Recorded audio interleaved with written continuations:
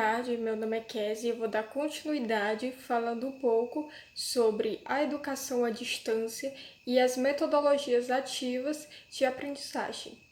A educação à distância é uma modalidade de ensino na qual objetiva-se um processo de aprendizagem por meio de recursos tecnológicos.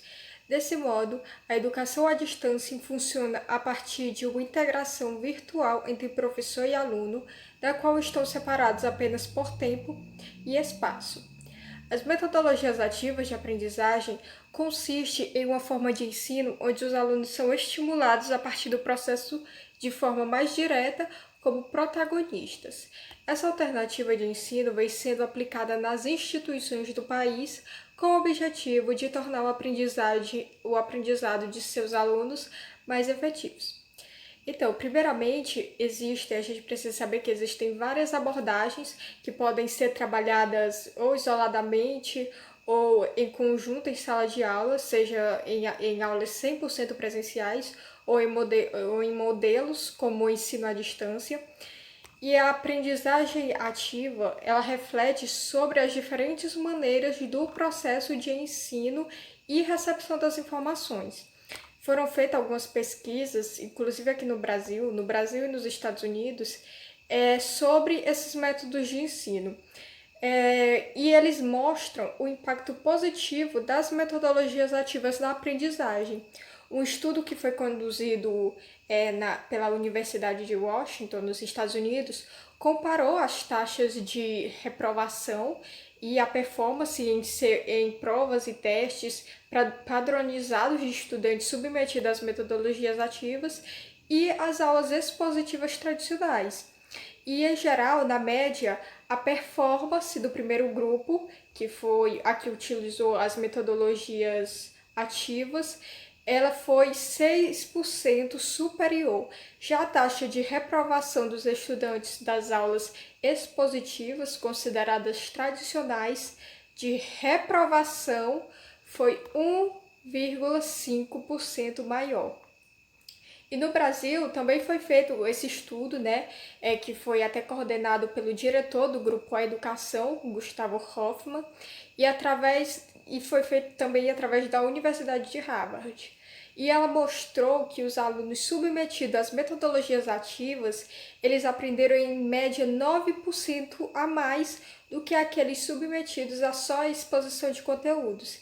Então, desse estudo em especial, a metodologia que foi utilizada foi a metodologia da sala de aula invertida. Então, mesmo que pareça mesmo que o ensino à distância e o uso das metodologias ativas pareçam estar de lados opostos, eles podem fazer parte, se integrarem, trabalhar em conjunto. Inclusive, as práticas elas são ainda mais importantes da experiência de educação remota, já que o modelo ele exige grande autonomia e comprometimento dos alunos. E essa pandemia, ela impulsionou o uso dessas metodologias ativas no ensino à distância, porque desse cenário, elas são utilizadas para superar a mera transposição das aulas expositivas para um ambiente virtual e assim manter o engajamento dos estudantes nas atividades.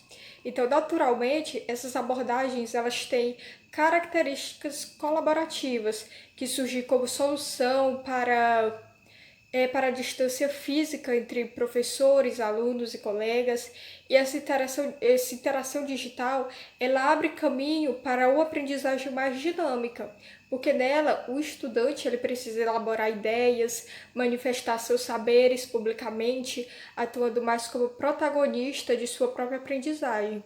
E a educação à distância, ela também está contribuindo muito para acelerar essas mudanças da sala de aula tradicional. Porque já há até uma tendência consolidada para os modelos híbridos, nos quais o estudante eles têm atividades à distância com vídeos e exercícios interativos e também eles têm encontros presenciais. Então esse movimento ele abre mais possibilidades para a figura do professor, ele pode aproveitar os momentos com a turma para construir atividades mais ricas e centradas na individualidade dos alunos. E o desafio do EAD, eu acredito que do futuro, será implementar as metodologias ativas de modo mais homogêneo, porque para isso o foco deverá estar sendo menos centrado nas tecnologias e mais nas competências e saberes de alunos e professores. Do aluno, na verdade, é preciso estimular a autonomia e a autodisciplina. E já do professor, espera que ele atue como, podemos dizer, um arquiteto cognitivo, que ele vai selecionar os melhores materiais e estratégias para cada momento da trilha da aprendizagem. A problemática do nosso projeto é quais problemas vêm sendo enfrentados com relação ao processo de ensino e aprendizagem no ensino médio com essa nova realidade EAD? Qual a importância da utilização das metodologias ativas nesse contexto? Nossas hipóteses é que, diante desse novo cenário de introdução do ensino à distância na educação básica para crianças e adolescentes, houve várias dificuldades de adaptação, como falta de acesso à internet, ausência de interação social, dificuldades em tirar dúvidas e de socialização do conhecimento. Os nossos objetivos são: o objetivo geral é apresentar os conceitos da educação à distância e como ela atua na sociedade, salientando a importância do uso das metodologias ativas do cenário atual da educação brasileira. Os objetivos específicos é observar as escolas estaduais de Lago da Pedra quanto ao ensino à distância, investigar qual a contribuição da educação à distância e das metodologias ativas no âmbito escolar, analisar como as metodologias ativas contribuem no processo de ensino e aprendizagem, apresentar as estratégias pertencentes ao grupo das metodologias ativas que podem ser utilizadas pelos docentes. A nossa justificativa é que a presente pesquisa ela torna-se relevante em relação aos avanços tecnológicos e metodológicos, no qual se fazem presentes no âmbito educacional. Diante disso, esse estudo surgiu da necessidade de investigar hipóteses e modelos do cenário atual e, através dessa perspectiva, fez-se necessário analisar e avaliar a temática voltada para o ensino à distância e o uso das metodologias ativas, visto que sempre foram assuntos que causaram divergências e hoje são muito importantes no cenário educacional. Bom, agora iremos ver a revisão teórica, contexto histórico da EAD. Sabemos que os primeiros dados da EAD, do ensino, essa modalidade, ele surge em 1728, com o professor Caleb Phillips, onde ele faz com seus alunos um curso à distância, vai enviando via correios os conteúdos para serem estudados. No Brasil, esse ensino só vai ser oficializado a partir de 1920, mais ou menos, quando realmente os escritores e professores começam a utilizar as correspondências e os correios para serem levados os conteúdos para seus alunos. Vários autores eles conceituam a educação EAD como a educação em que o professor e o aluno eles estão distantes, ou seja, onde o professor está em sua casa, no seu conforto, e o aluno também estão apenas ligados pelo celular, pela tecnologia ou computador. As dificuldades da modalidade de ensino. Bom, no período atualmente em que nos encontramos, nos deparamos com essa realidade, não é? De aulas agora serem todas de ensino remoto, ensino EAD, e ensino básico, ensino fundamental, ensino médio e ensino superior, todos ficaram assim por conta da pandemia. Então, as dificuldades na modalidade de ensino. Os alunos eles se encontraram distantes dos educadores. Os alunos sempre tiveram contato próximo, de fazer perguntas e questionamentos com o professor cara a cara. Agora não, agora eles se sentem distantes dos professores, eles se sentem longe. Então, eles não tiram a dúvidas, eles não têm um aprendizado adequado. Os alunos também sentiram dificuldades, também os professores, né, os profissionais, acerca de quê? Da internet, acesso à internet, acesso às tecnologias, porque os professores tiveram que se adaptar a este novo meio, e os alunos também. Então teve todo aquele processo de adaptação para conseguir realizar uma aula, uma videoaula, realmente transformar a educação para esse contexto de EAD. Os benefícios da EAD. A EAD, por outro lado, ela trouxe benefícios. Quais seriam eles? O benefício da comodidade, a flexibilidade de tempo, onde o profissional agora e os alunos teriam mais tempos, assim, digamos que eles fariam o seu próprio tempo, eles não precisariam estar na escola naquele horário, por exemplo, de 1 hora a 5 horas. Não, agora eles estariam em casa, então eles iam adaptar o seu tempo de acordo com a aula. Eles que fariam o seu próprio tempo. Então, as dificuldades foram essas, que os professores e os alunos tiveram que se deparar numa realidade que não era deles anteriormente. E os benefícios são esses: a flexibilidade de tempo, a flexibilidade do horário, a questão da comodidade, tudo isso. Aqui nós temos na revisão teórica os pensamentos de Maia e Marta, né, 2007, que é o Apud de Santos e Menegatti, 2018. Ela afirma que a EAD é uma modalidade de educação que os professores e os alunos estão separados, planejada por instituições, utiliza diversas tecnologias de comunicação.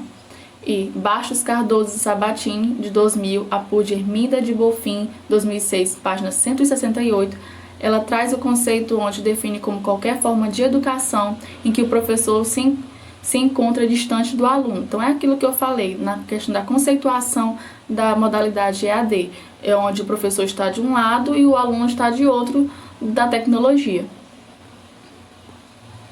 Sobre as metodologias ativas. O que são as metodologias ativas? Sabemos que o ensino tradicional, ele coloca como centro o professor, não é? Então, as metodologias ativas, elas surgem como auxiliadoras deste ensino. Qual é o seu objetivo? O seu objetivo é formar alunos pensantes, alunos críticos, alunos que produzem seu próprio conhecimento, ou seja, alunos que vão atrás do seu conhecer. Então, qual é a sua importância para o ensino EAD? Colocamos a importância da metodologia ativa no ensino EAD porque sabemos que o ensino normal, presencial, já é meio que complicado para os professores repassar conteúdo, os alunos conseguirem aprender. A questão do ensino e aprendizagem, essa relação. Então, no ensino à distância se torna ainda mais vago essa questão, porque muitas das vezes o professor está passando conteúdo e o aluno está dormindo do outro lado da tela. Então, é preciso ter um foco a mais. E qual seria esse foco? Qual seria uma coisa para chamar a atenção?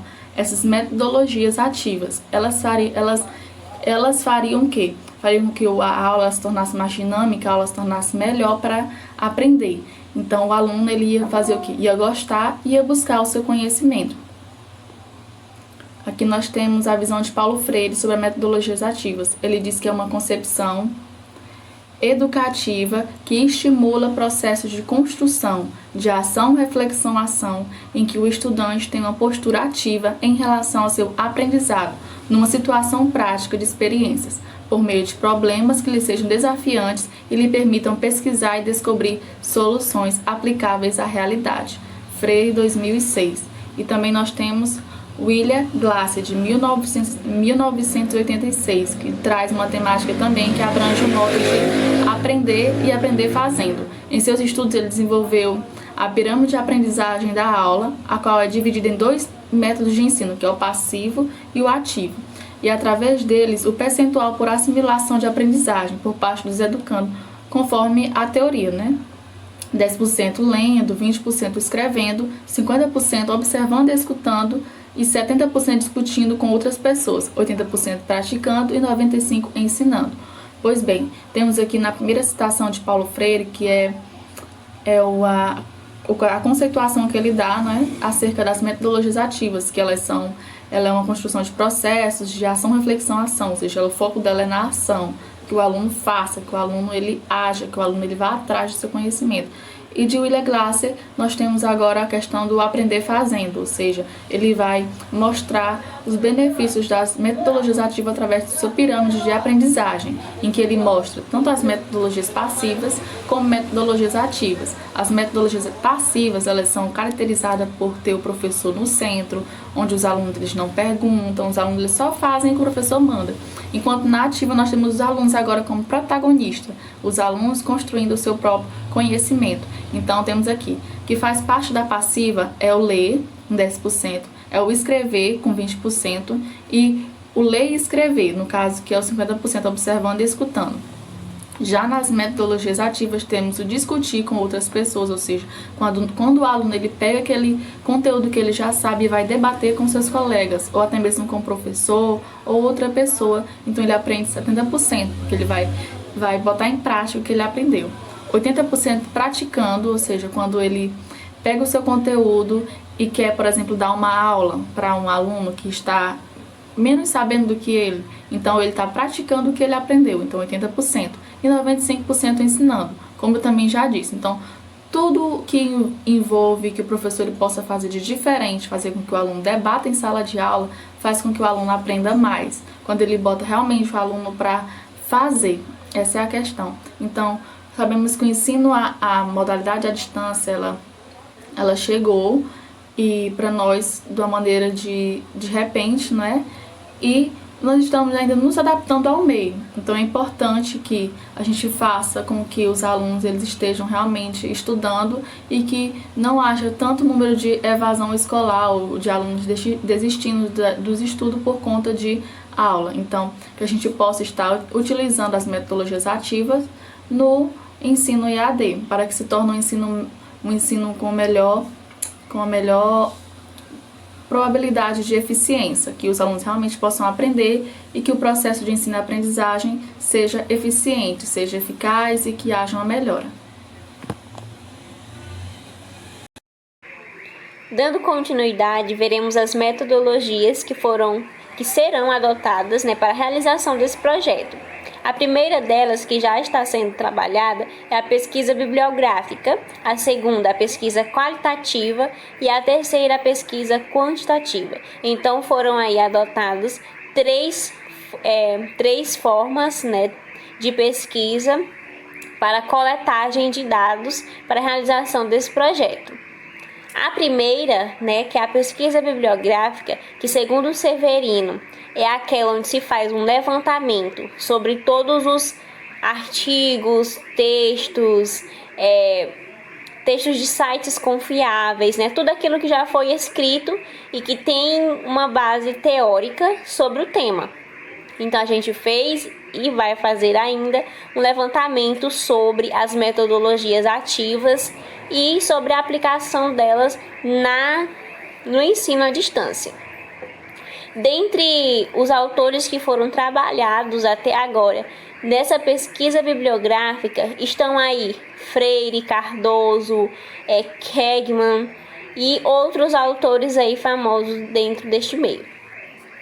A segunda será a pesquisa qualitativa, que é aquela onde a gente vai levantar dados através de entrevistas, de formulários, onde nós vamos aplicar um formulário pela plataforma Google Forms online aos educadores, ou seja, incluindo os professores e gestores das escolas estaduais da cidade de Lago da Pedra. Então, aí estão inclusas as escolas que trabalham com o ensino médio dentro dessa pesquisa qualitativa. O intuito dessa pesquisa é que os envolvidos tragam experiências e opiniões próprias, livre-arbítrio, de impor as suas condições a respeito do tema. E através dessa pesquisa, a gente vai fazer um levantamento das dificuldades que os professores, que os educadores estão tendo em relação ao ensino remoto, ao ensino à distância. E ver também as qualidades desse ensino, se ele está sendo bom, se não está, quais são as dificuldades. E por aí a gente vai ter uma noção sobre como está sendo trabalhado né, o ensino à distância dentro das escolas na prática. Por seguinte, faremos uma pesquisa quantitativa. Essa pesquisa já vai abranger um número maior de participantes, que estarão inclusos nela todos os alunos das escolas do ensino médio, certo? Da cidade de Lago da Pedra ainda. Também será adotado a plataforma Google Forms para a realização dessa pesquisa, né, para esse levantamento, onde a gente vai fazer um levantamento com perguntas objetivas que trarão resultados conclusivos, ou seja, são perguntas objetivas com respostas simples e respostas prontas, como sim ou não, talvez, certo? E aí o levantamento será mostrado através de porcentagens e gráficos. Os questionários feitos, né, para os alunos serão também para fazer uma abordagem sobre as experiências deles quanto ao ensino remoto e quanto às metodologias ativas. Se está sendo bom, o que pode melhorar. Então, a gente vai fazer esse levantamento para ver aí as necessidades e as qualidades desse ensino remoto nas escolas estaduais, no ensino médio. Então, essas serão as metodologias adotadas para a construção desse trabalho, certo? Aqui nós temos o nosso cronograma e aí destacamos que a elaboração do projeto, a pesquisa bibliográfica serão feitas, né? Já foram feitas, na verdade, no mês de fevereiro. E a coleta de dados, a apresentação e discussão dos dados, a conclusão e a entrega deste trabalho será feita em março. Então, ainda ocorrerá a coleta de dados e as restantes etapas. Aqui estão as nossas referências e para quem quiser pesquisar, né, as nossas fontes. E muito obrigada pela atenção de todos.